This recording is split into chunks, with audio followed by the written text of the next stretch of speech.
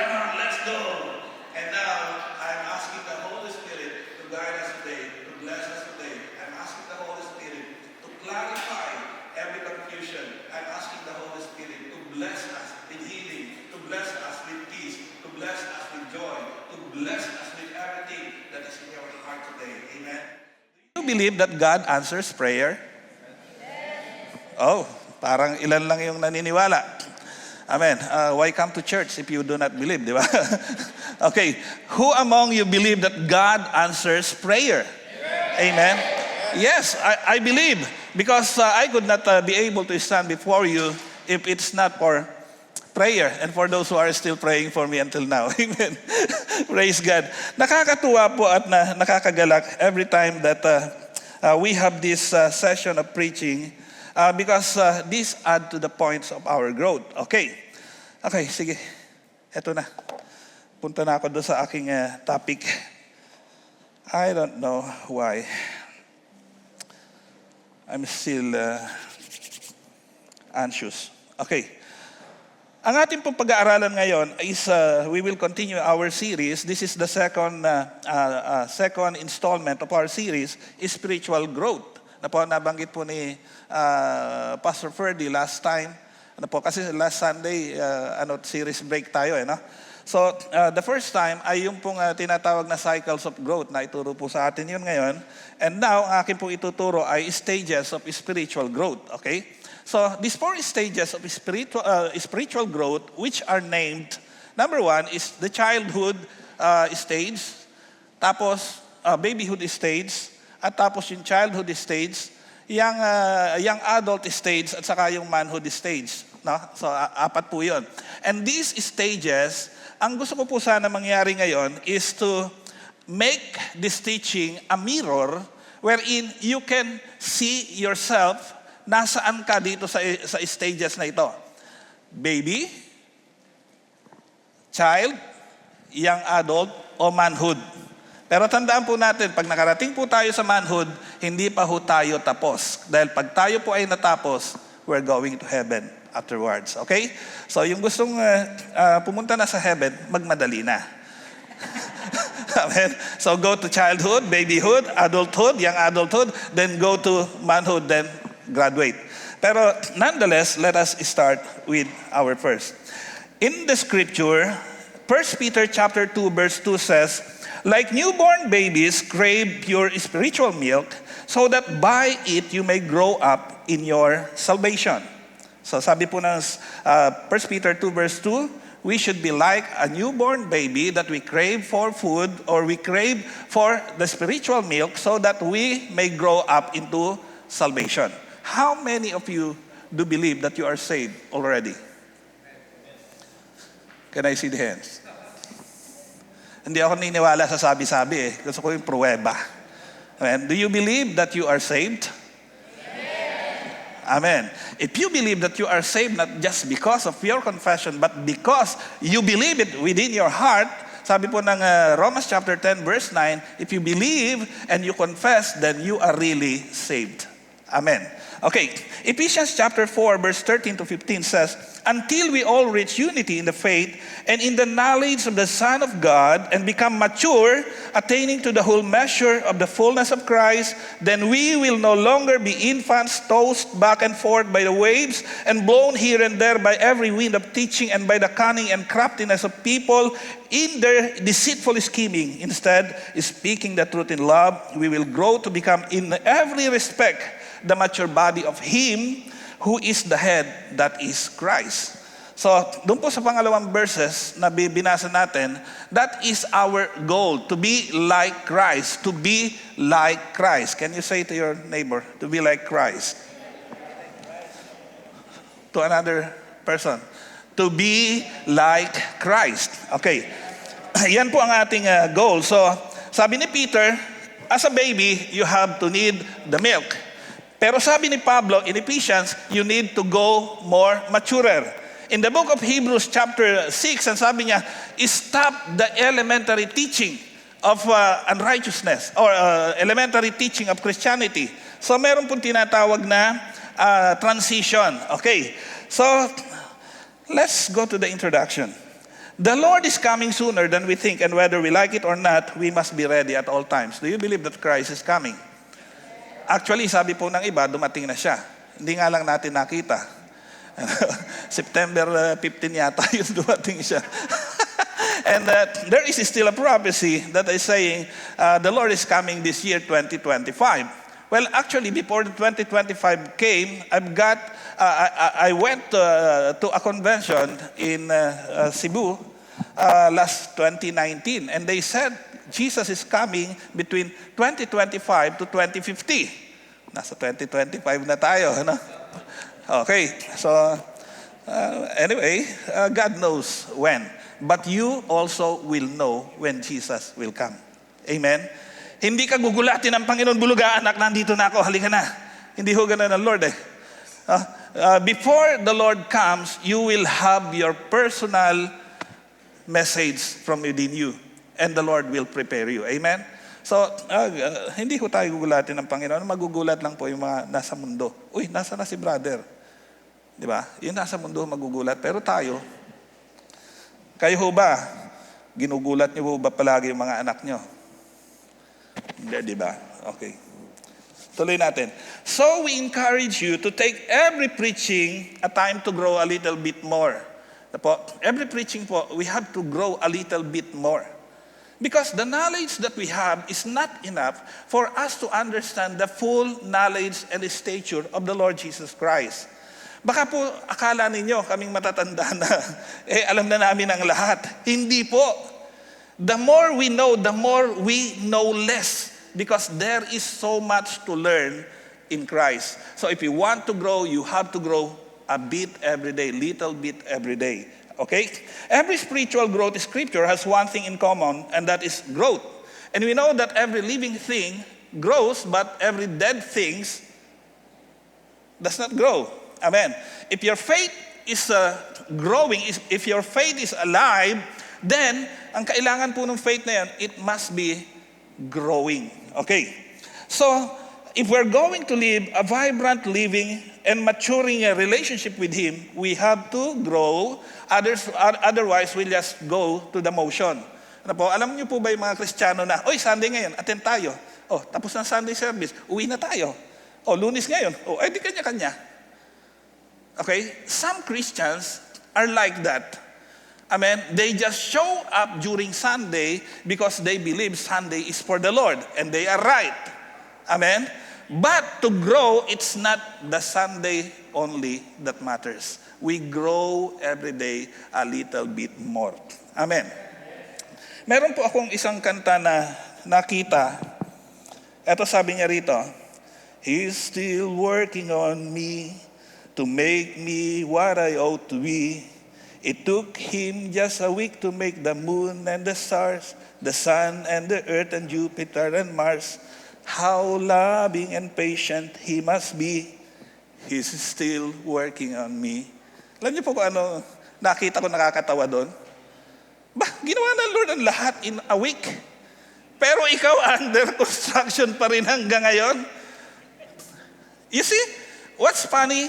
Because God loves us so much that He does not push us to the wall and say, are you a Christian or not?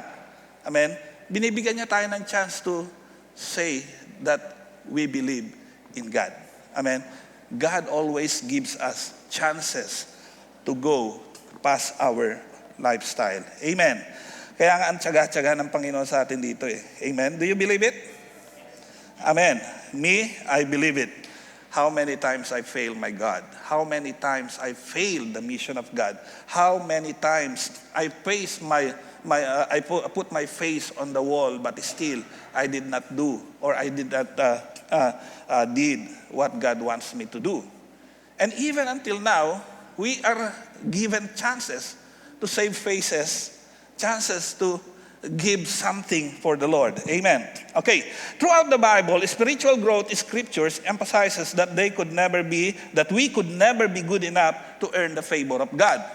Kahit na lumago tayo, bumuhay tayo ng patay, do the miracles that Jesus did, do more than what Jesus did, we can never, ever attain to have the favor of the Lord. Okay? wag ho kayo madi-discourage. Pakinggan nyo lang po ako.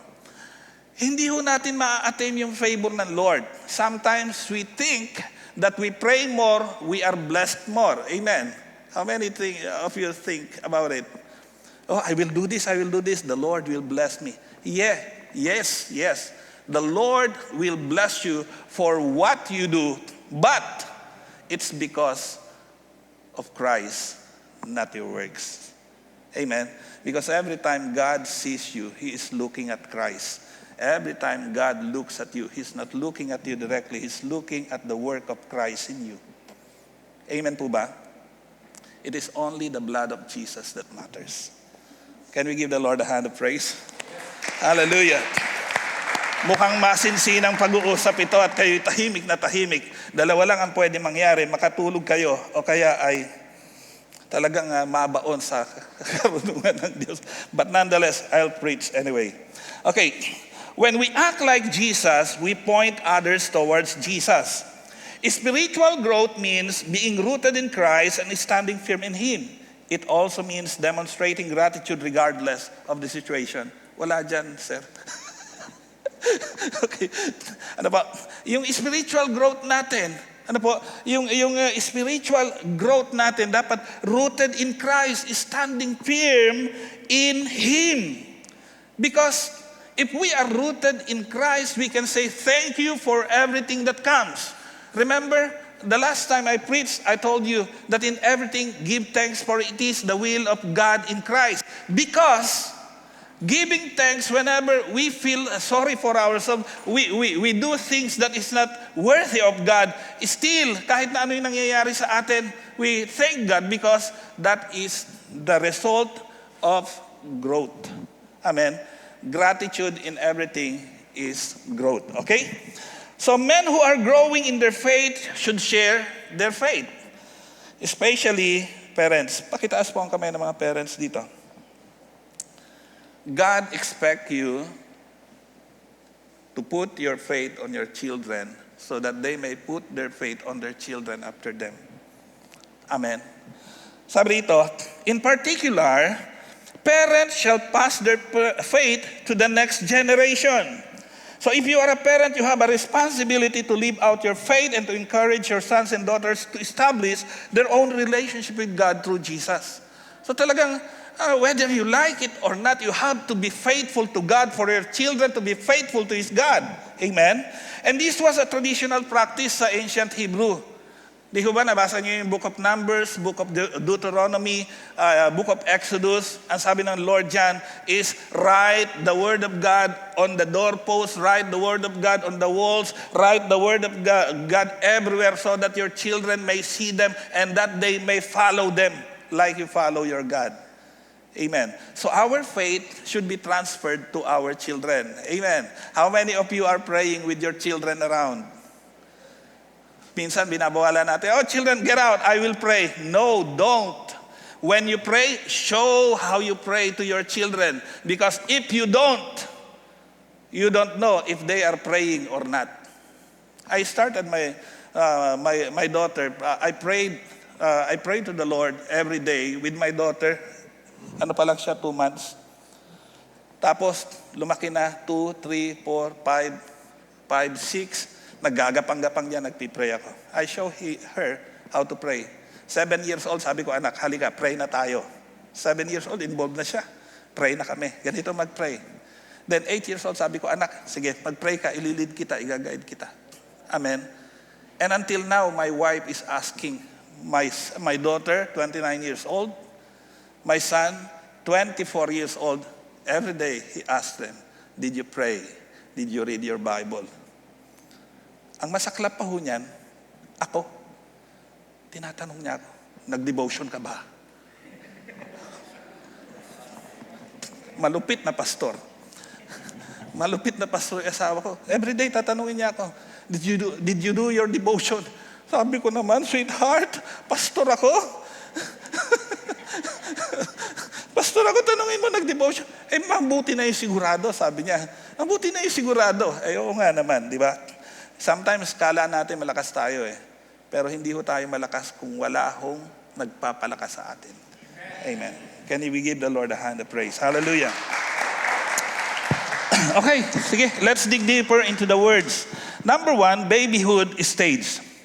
Babyhood covers roughly the first 2 years of life. It's a period of rapid physical and cognitive development where a baby goes being a helpless newborn to an increasingly independent toddler. The key milestones include rapid physical growth, increasing motor skill, holding their head up, rolling over, sitting, walking, alongside cognitive and social emotional growth like developing an interest in their environment, making sounds, do-do, da-da, and words, mama, papa, showing a range of emotion and recognizing familiar people.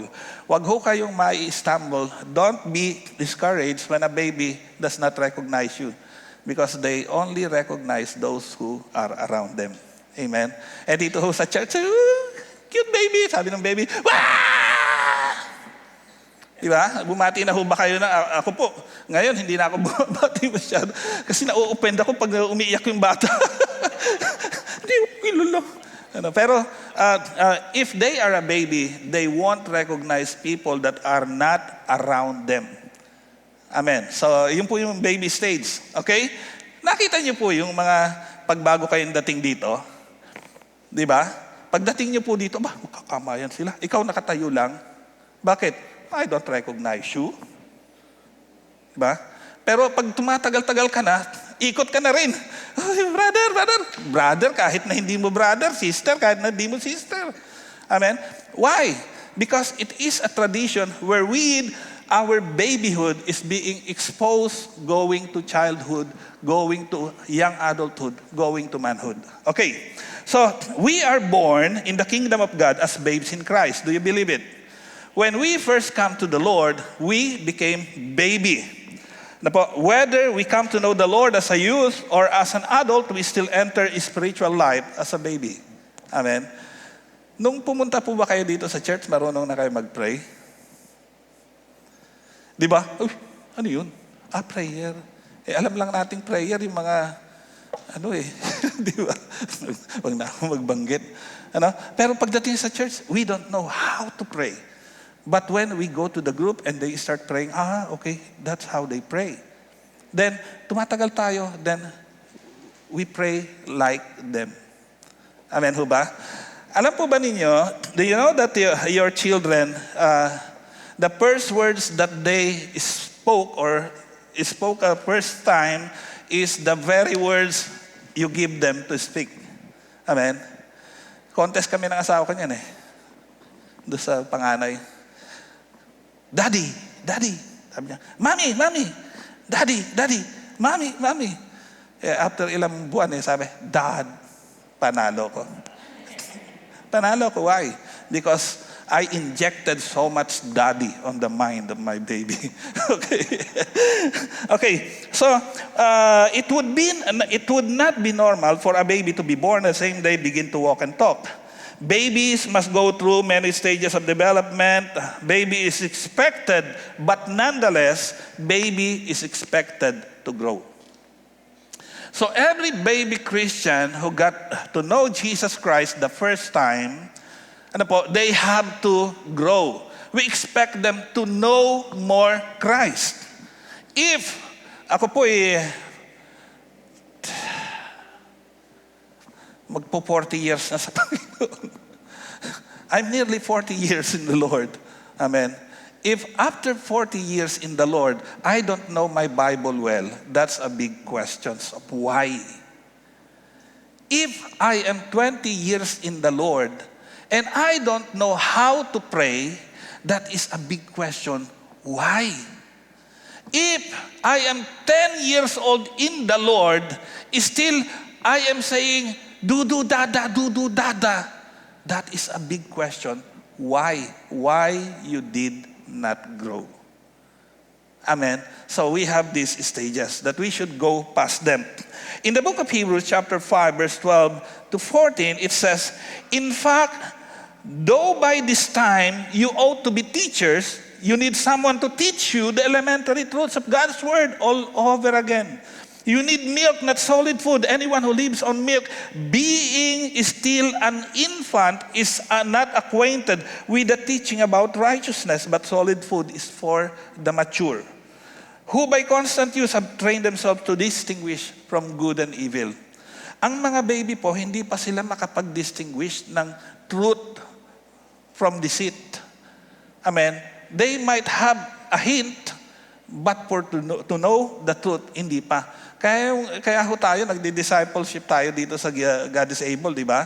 May one-on-one tayo, sinatsaga natin, oh brother, alam mo na to pero kailangan nating ulitin ito. Di ba? Ulit-ulit na. Pagkatapos ng one-on-one, meron tayong tinatawag na Gia Weekend. Padadaanin natin doon sa encounter with the Lord. At pagkatapos na magkaroon ng encounter with the Lord, dadaan na naman sila sa rigid training. Training about the Word of God, and the reason why is we want them to grow. Amen. Pag kayo po yung napapabayaan at sinabi ng inyong mentor na, ay, bahala ka na sa buhay mo, hindi ho, God is able yun. Because God is able, will never disable you. We will always make you able.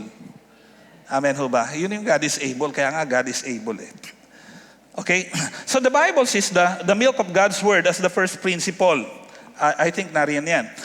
Sabi riyan, the first principle as milk is repentance from dead works, faith towards God, doctrine of the baptism, water baptism, and Holy Spirit baptism, laying on of hands, resurrection of the dead, eternal judgment. Itong mga doctrine na ito, alam na natin.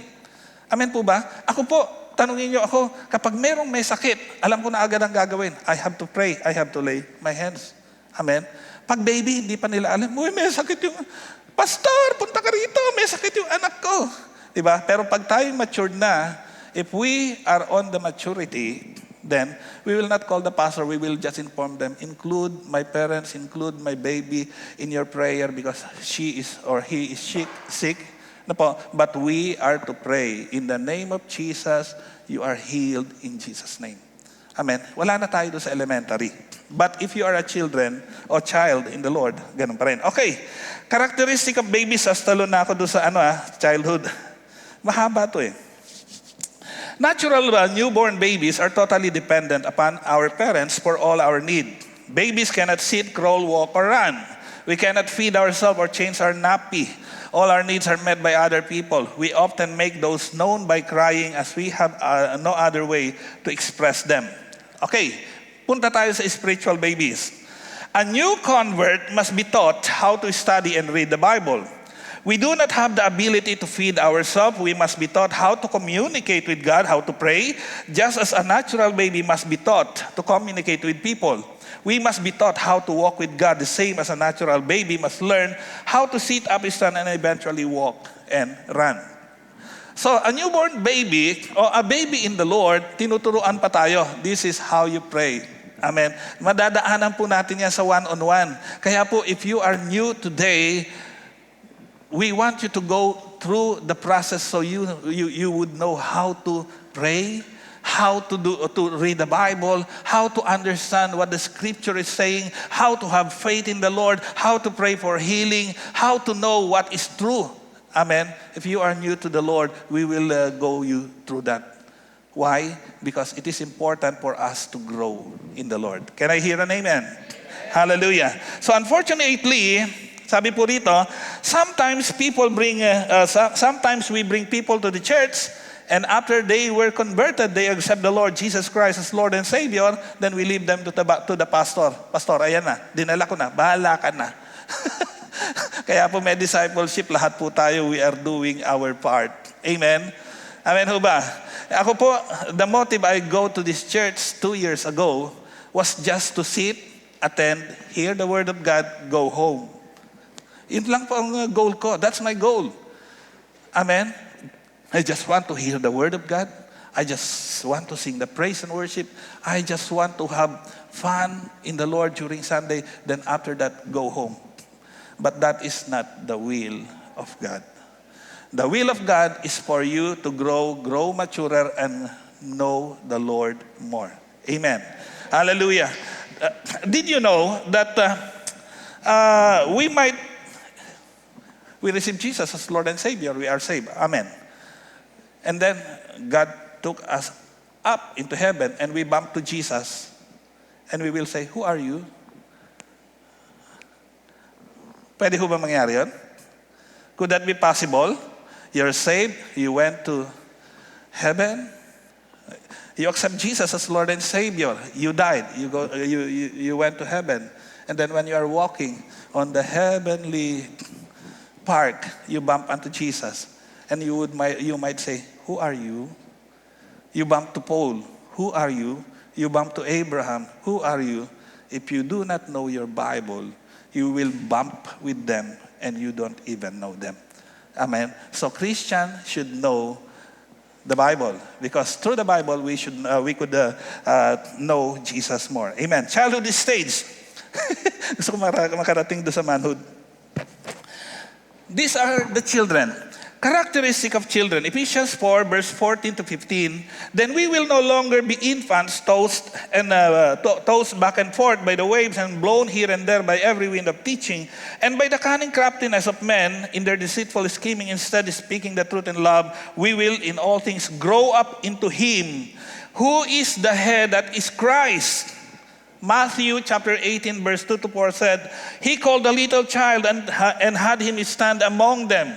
And Jesus said, I tell you the truth, unless you change and become like children, you will never enter the kingdom of heaven. Therefore, whoever humbles himself like a child is the greatest in the kingdom of heaven. You see, God wants us to be a baby for a time. God wants us to be a children for a time. Amen ho ba? Why? Because that is the stages where God wants us to bring, so that we may be able to know God in a systematic way, so that we will not be deceived by any scheming.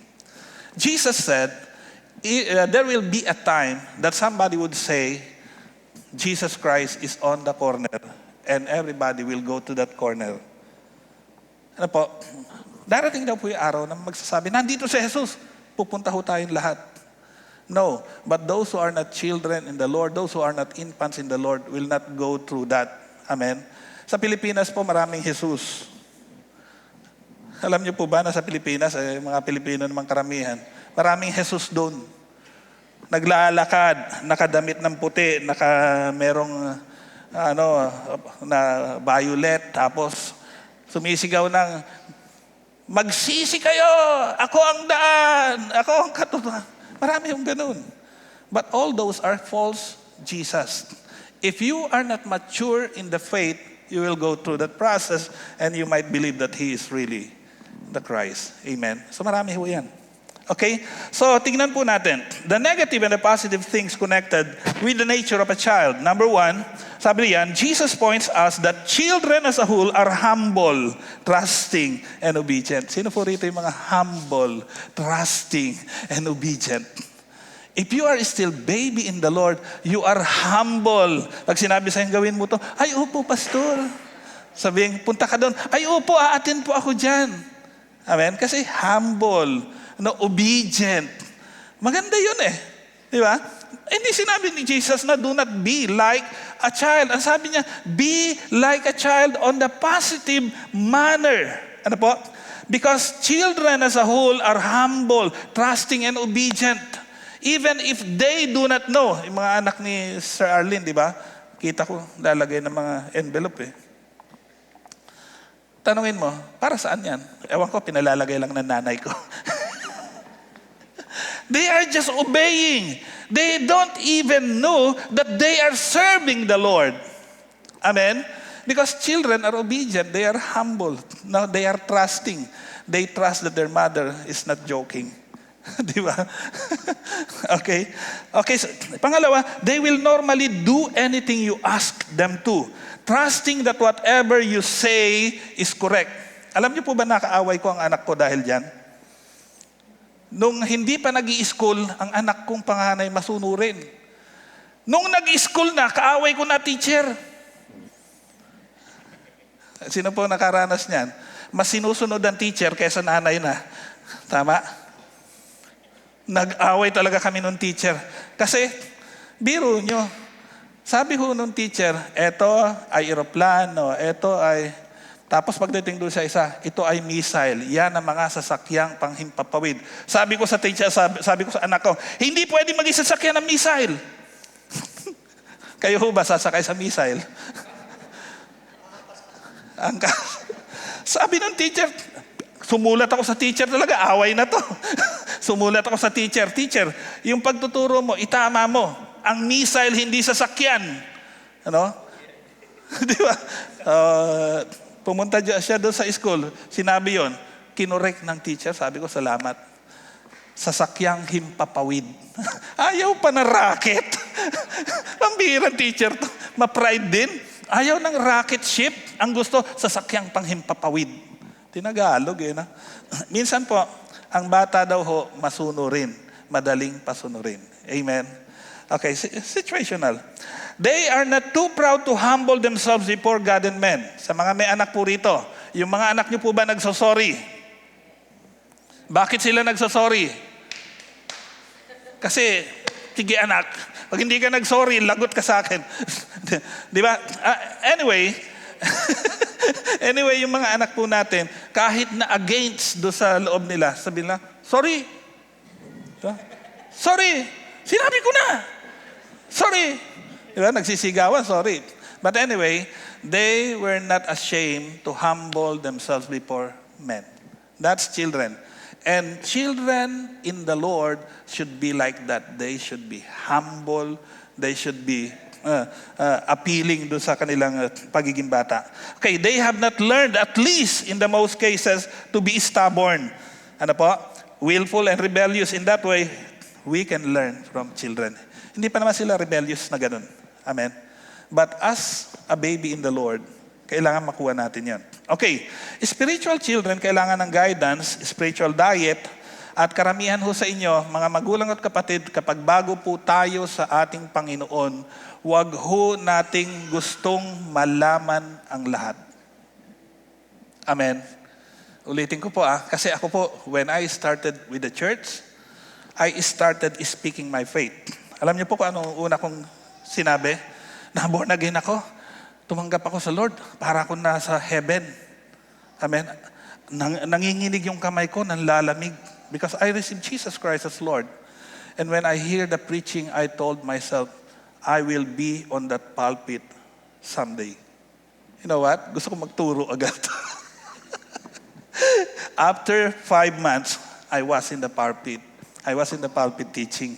Pero ang daming problema kung dumating after that. Amen. Because series of testing and trials will come when we want to grow. Okay? Okay. By saying that, who wants to grow? Ang lahat ng gustong lumago, magkakaroon ng maraming pagsubok. Sino po gusto lumago? Gusto niyo pa rin? Sinabi ko na. Amen. Yes. Because there is no other way to grow than to go with all those troubles. Amen. Hallelujah. Internet is useful for searching various teachings, secular and spiritual, but without a strong biblical foundation, one may be misled if everything you see you believed. The Bible tells us to search the truth and test every spirit. So ngayon po, kahit saan po kayo pumunta yung cellphone nyo, nakakonect sa internet. Amen. Tama po ba ako? O ako lang hindi nakakonect? Nakakonect ka. So pag meron kang hinahanap, okay, chat GPT, di ba? Okay, Google, guli-guli. We Google it, we chat GPT it, we took the AI, we ask. Sino ba yung ina-ask natin?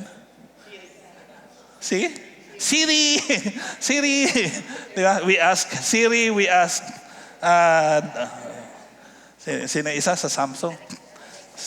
We even ask Alexa. So, we ask so much in the internet, and the internet will reply, will tell us what we are asking for. Amen? But, mind you, not everything that is on their data is based on truth. Not everything that they will say is true, because all of those were yung lahat po ng data niyang mga AI na yan ay dahil lang doon sa main computer. Lahat po ng pinasok natin dyan, masama o mabuti, tama o mali, lahat yun nando sa system niya. And when you ask him, lahat ng system na yon, papasok yun.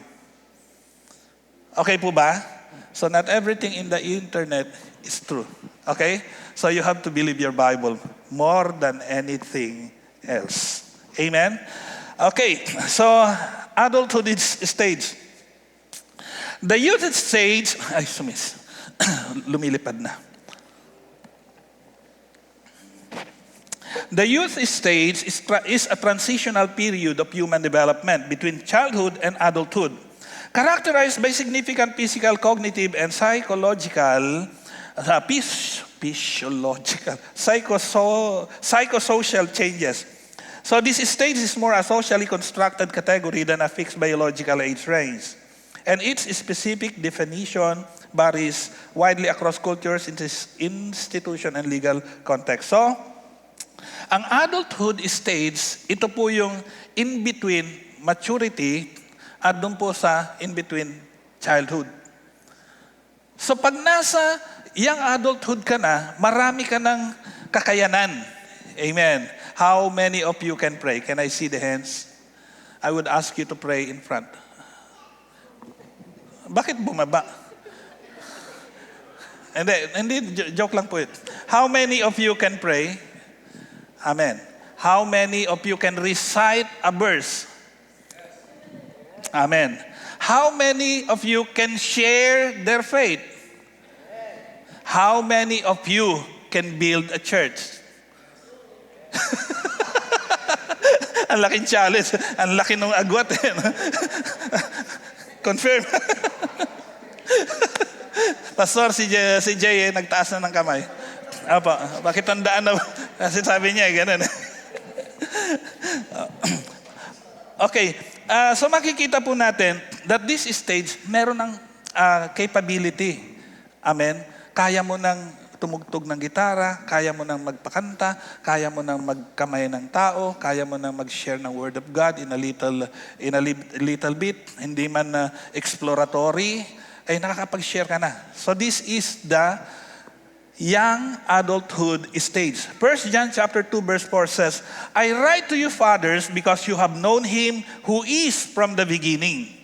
I write to you young men, young women, because you are strong and the word of God lives in you and you have overcome the evil one. So, doon po sa kabataan talaga, nandun yung kapusukan. Hindi lang po ng gawang masama, kundi yung kapusukan na magbahagi ng salita ng Diyos. When we were young, kami ni Pastor Perdy, when we were young, tatayo po kami sa bus and we will preach the Word of God in the bus. Kinaya po namin yun. Habang ako po'y nakabitin sa jeep doon sa amin, sa lugar namin, bitin ng jeep, punuan. Tatanungin ko yung kasama ko, born again din. Brother, saan ka papunta? Ay, pupunta ako doon sa church. Ganun ba? Ako rin eh. Ano ba church mo? Nasabihan kami, ano ba maganda dyan sa church? Sisigawan kaming ganun eh. No, nagsasagutan kami ng faith, knowing or hoping na somebody would be informed. Amen? Ganun ho yung aming drama. Hindi po kami nagtatabi sa jeep. Palagi kami opposite. Nagtatanungan kami ng faith. Uy, maganda ba dyan sa church? Uy, maganda. Napapaliwanag maigi yung Word of God. Ay, anong pinag-aralan mo? Ang pinag-aralan namin, John 14:6. Wala palang ibang daan papunta sa langit, kundi si Jesus. We talk about it, but we are evangelizing at the same time. Bata po kasi kami. Ngayon ho, pag kami ho'y mahahayo, kailangan pa ho namin ng tungkod ngayon. Kailangan namin ng kumakapit na kanina, muntik na naman akong nadulas. No, marami na hong pero yung mga kabataan, they are the strong powerhouse of evangelism. Are you still with me? So, if you are a young adult, nasa young adult stage ka, sabi ng 1 John chapter 2 verse 4, dahil malakas kayo, alam niyo yung salita ng Panginoon, you have overcome the devil. Ibig sabihin talagang, even in the spirit, you are strong. Because when you are a young people, you always pray and fast. You always pray. Kung babalikan ko po yung aking kabataan when I was 19 years old in the Lord, I pray for 3 hours. Alam niyo po kung bakit ko alam? Naglalagay ko ng orasan eh. may, may goal ho kami eh. Gayahin si Benny Hinn. Hindi namin magaya kasi the whole day siya, the whole day, the whole night. Eh kami hanggang 3 hours lang yung maximum. Pero ganun pa man, we exert effort when you are young. Amen? Nako. Okay, wag ho kayong madi-discourage kung lampas na ho kayo sa young age katulad namin. Okay. Sabi po rito, this is the stage which the Christian starts. Sabi po rito, the Christian starts to become an adult in terms of their spiritual strength and faith. This is where we learn how to take hold of God by prayer and fasting. We learn how to assert and use our God-given authority over the enemy of our soul, the devil. Alam po ninyo, kung babalikan ko po yung aking kabataan, palagi kong inaalala sa Panginoon, napakabait ng Diyos sa mga anak niya. Amen? When you are a baby, lahat ng prayer mo, sinasagot niya. Amen? Tapos medyo ngayon, hindi na masyadong nasasagot.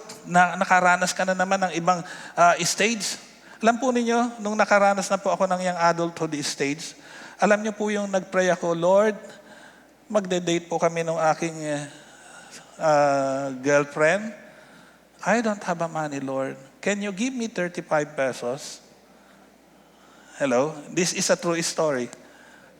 Lord, can you give me 35 pesos because my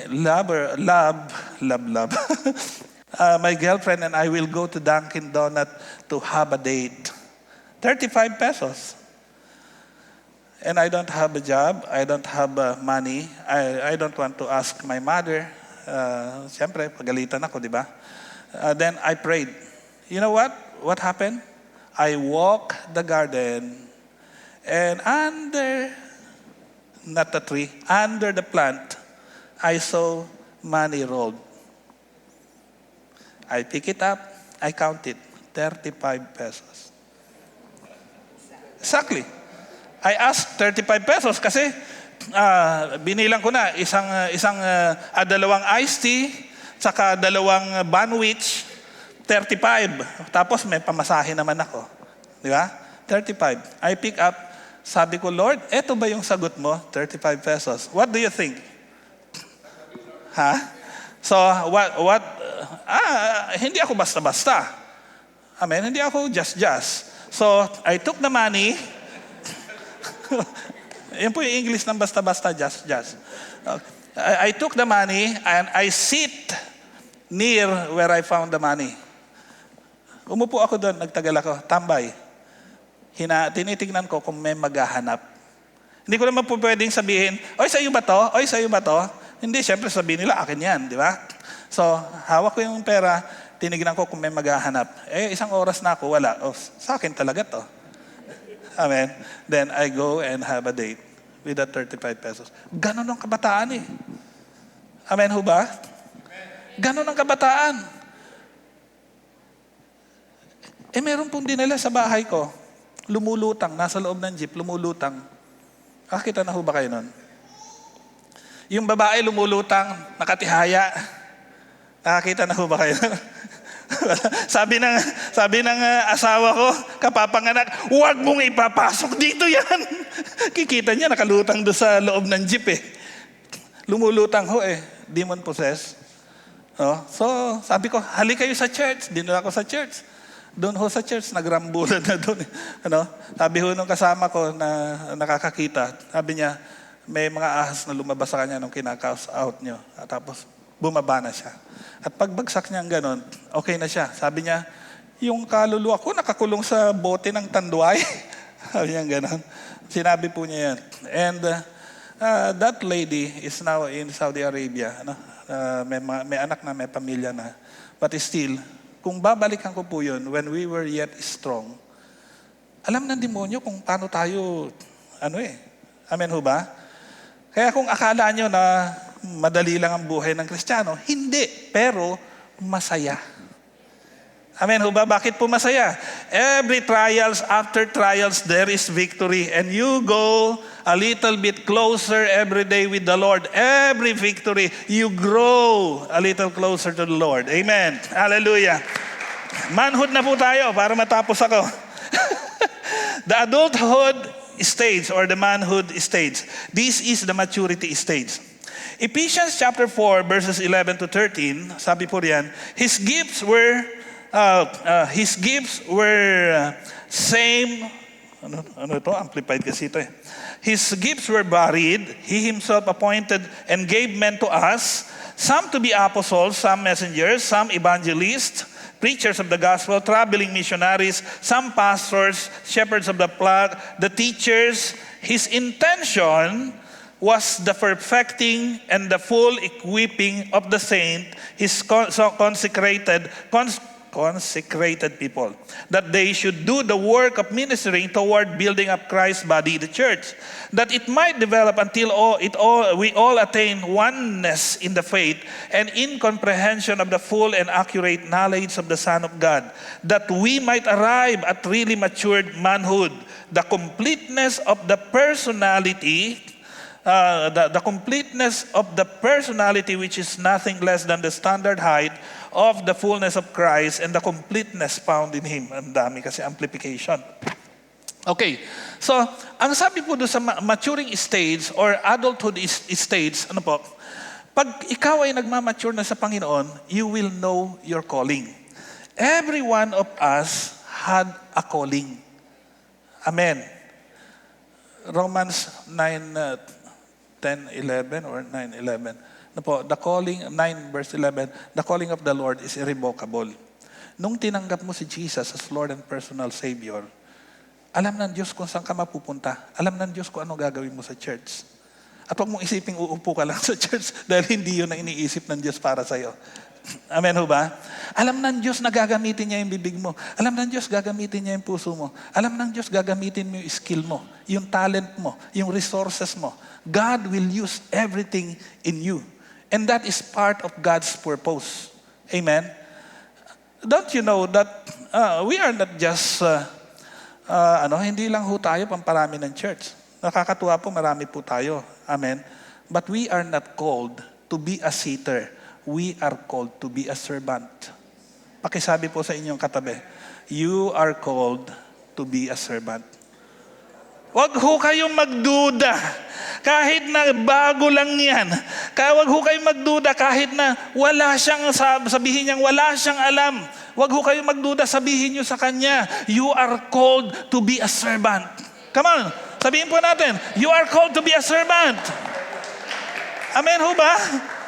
We can serve the Lord in any way. Amen?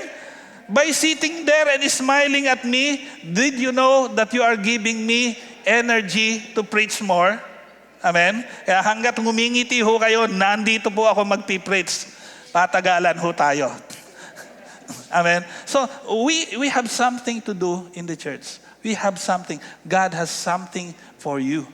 Amen? Because God knows that you are His servant. Naalala ko po, na-preach ata ni somebody na nakapag-preach doon. Nung makita ng Lord si Gideon, ang tingin ni Gideon sa sarili niya, maliit, mahina. Pero nung makita siya ng anghel ng Diyos, sabi ng anghel ng Diyos sa kanya, oh, warrior of God. Sabi niya, warrior of God? Maliit ang tingin ko sa sarili ko, mahirap ako, pero ang tingin ng Diyos sa kanya, warrior of God. Okay? So, tignan niyo po inyong katabi. Pag tinignan niyo po siya nang sa pamagitan ng tingin natin, sabihin natin, mahina to, hindi kaya to. Pero sabihin niyo po sa kanya, you are a servant of the Lord. You are a servant of the Lord. Amen. Hindi ho tayo nagbibiro.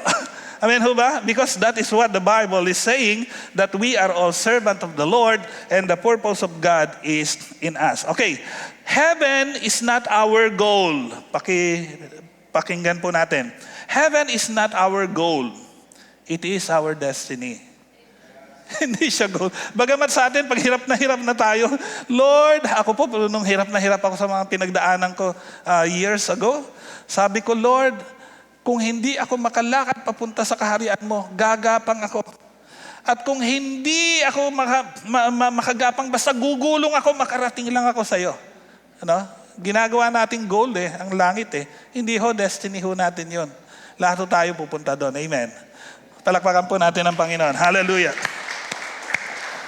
So, since our goal since our destiny is heaven, our goal is to grow up and become mature. Become more like Jesus Christ. And this was Paul was referring to in the passage, Philippians 3 verse 12 to 14.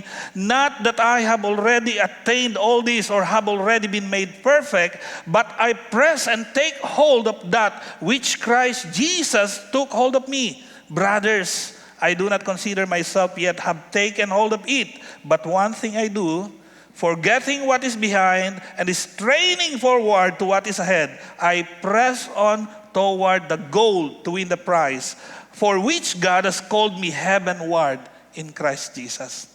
Amen. Kahit na anong hirap, let's pursue. Let's go, and grow. Amen. Sa elementary, go, grow. Amen. Let's go and grow. Amen. So despite his close walk with God, Paul did not stop to grow in the knowledge of Christ.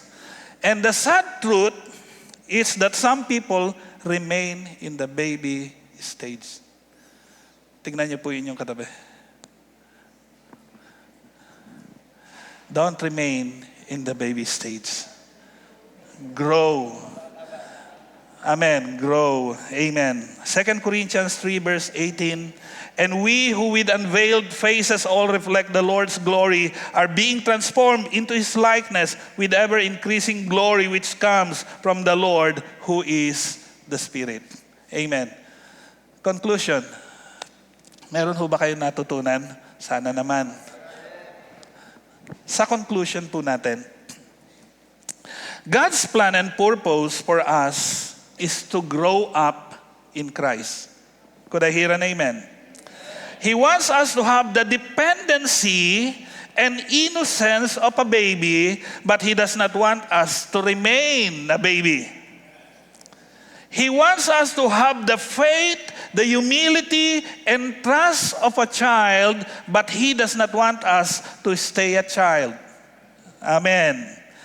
He wants us to have the enthusiasm and passion of a youth and the commitment to life and ministry, but He does not want us to remain as a youth. Hallelujah. He wants you and I to progress through these stages as we mature in Him. And unless we are making deliberate choices to progress through these stages of growth, we will never find spiritual maturity. If it is not automatic, and it will not be our experience unless we make the right choices. Amen. So, while we can find one person who knows less than of us, or who has experienced less than us, but let us not think we are more than mature than them. Amen. Nakita natin, mas marunong ako rito, but let us not look lesser on them, because every one of us is on the road to maturity. Amen. Hallelujah. Instead of comparing ourselves with other babies, we should look at Jesus as our only valid comparison and role model. Amen. Nabasa niyo na po yung nasa Bible. Look unto Jesus, the author and the finisher of our faith.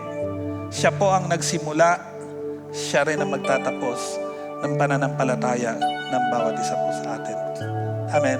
Can we stand and lift our hands to the Lord as we give glory, honor, praise in His name. Lift your hands.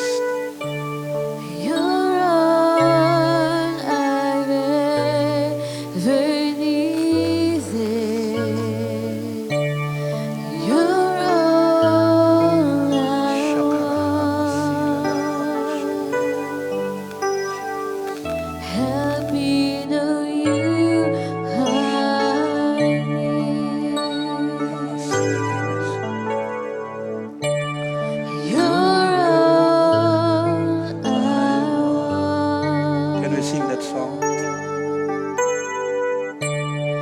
You're all I ever needed. You're all I want. Yes, Jesus. Yes, Lord. Help me know you are near.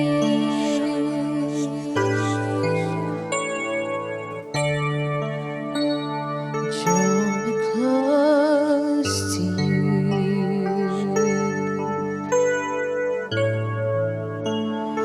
Never let me go.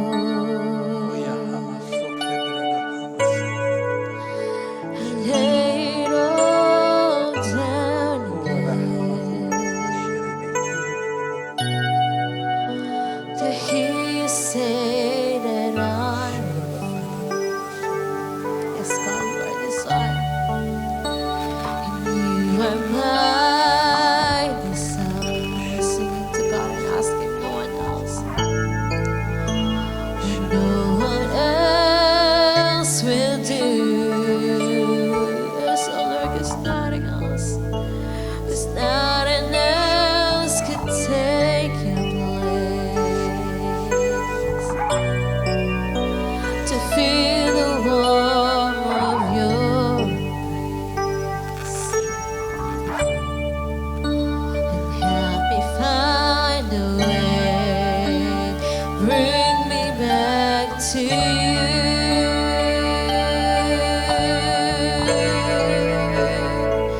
Yes, Lord, hallelujah.